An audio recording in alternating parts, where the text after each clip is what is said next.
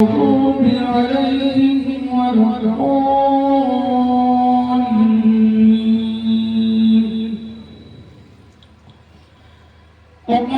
الذين كفروا لا تسمعوا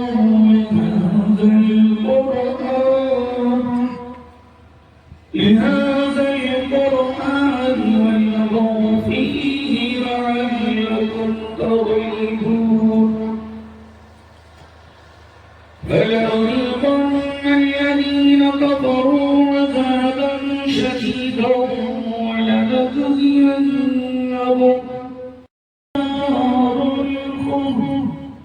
جزاء بما كانوا بآياتنا يجحدون الله أكبر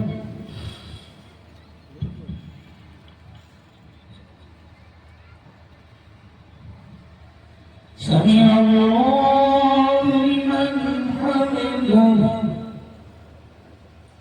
الله أكبر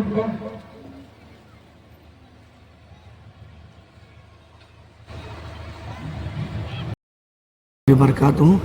तमाम आलम के मुसलमानों को ईद उल ज़ुहा की बहुत बहुत मुबारकबादी।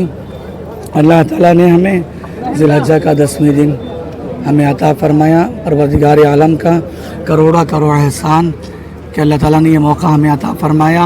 और ईद उल ज़ुहा की नमाज के बाद हम क़ुरबानी करते हैं। ये क़ुरबानियाँ हकीकत में दर हकीकत जो है क़ुर्ब रब्बानी है, अल्लाह ताला की नज़दीकी हासिल करने का एक ज़रिया है। और क़ुरबानी को सही मानों में करना चाहिए हमें। और भाईचारगी हमारे अंदर होनी चाहिए। मोहब्बत, हर एक से उल्फत, चाहत जो है हमारे अंदर होना है। और ये क़ुरबानियाँ जो हम करते हैं सैयदना इब्राहीम अला नबीना अलैहिस्सलातु वस्सलाम की सुन्नत करीमा है। रसूलुल्लाह सल्लल्लाहु अलैहि वसल्लम ने इरशाद फरमाया कि क़ुरबानी जब की जाती है उसका खून ज़मीन पर गिरने से पहले अल्लाह ताला जिसके नाम से क़ुरबानी दी जाती है उसके गुनाह को माफ़ कर देता है। और जानवर के हर बाल के बदले में अल्लाह ताला 10-10 नेकियां उसके नामे अमाल में लिख देता है। तो इखलास के साथ हम ये क़ुरबानी करना है, रिया दिखावा नहीं है। इंशाअल्लाह हमारी क़ुरबानी, ये हमारा नमाज़ पढ़ना अल्लाह ताला अपनी बारगाह में कबूल फरमाए। आमीन या रब्बल आलमीन। अस्सलामु अलैकुम व रहमतुल्लाहि व बरकातुहू।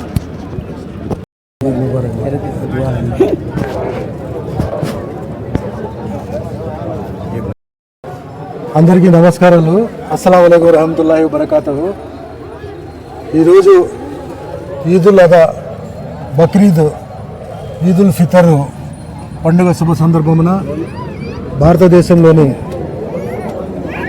ముస్లిం సోదర సోదరీమణులకు, అలాగే ఆంధ్రప్రదేశ్ కడప జిల్లా, ముఖ్యంగా కడప నియోజకవర్గంలోని ముస్లిం సోదర సోదరీమణులందరూ కూడా పేరు పేరున హృదయపూర్వక బక్రీద్ ఈద్ ముబారక్ శుభాకాంక్షలు తెలియజేసుకుంటున్నాను। ఈరోజు ఈ బక్రీద్ పండుగ అనేది త్యాగానికి ప్రతీక। బక్రీద్ అంటేనే, ఈద్ అంటేనే త్యాగానికి చిహ్నము, ఆదర్శము, ఒక స్ఫూర్తి।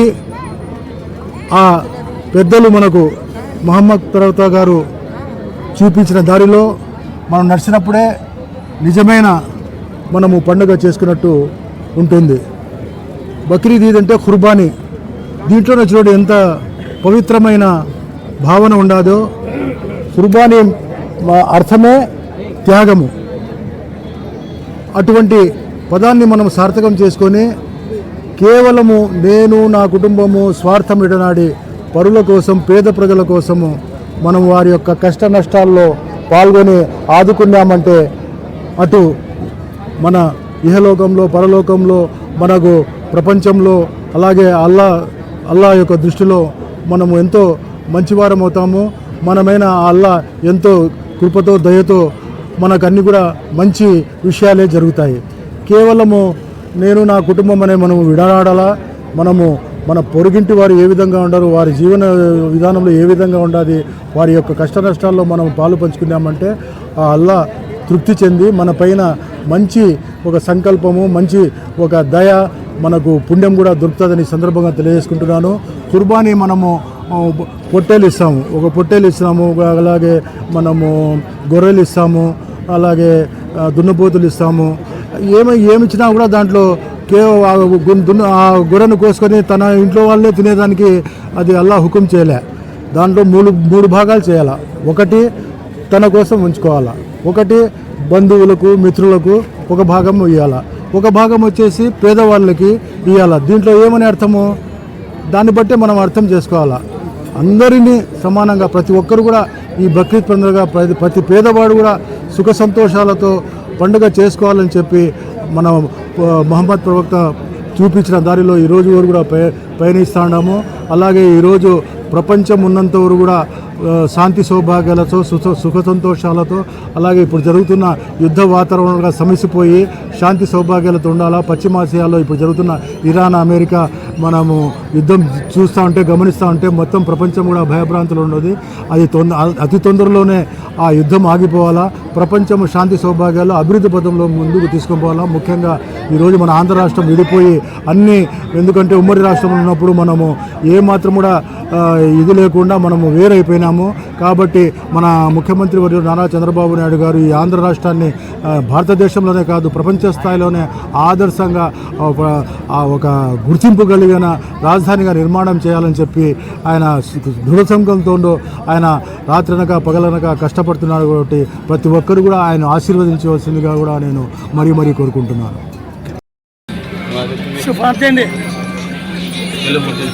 चल